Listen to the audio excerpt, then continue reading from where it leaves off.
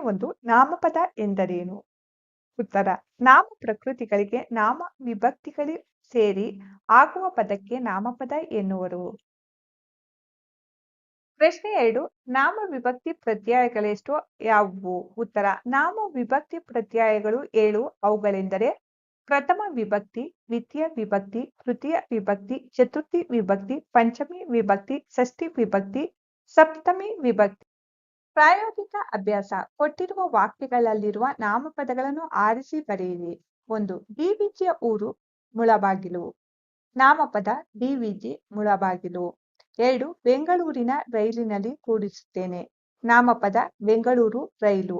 3. ವಿಶ್ವೇಶ್ವರಯ್ಯನವರು ದಿವಾನರಾಗಿದ್ದ ಕಾಲವುದು. ನಾಮಪದ ವಿಶ್ವೇಶ್ವರಯ್ಯ ದಿವಾನರು.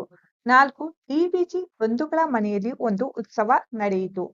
ನಾಮಪದ ಡಿವಿಜಿ ಮನೆ ಬಂಧುಗಳು.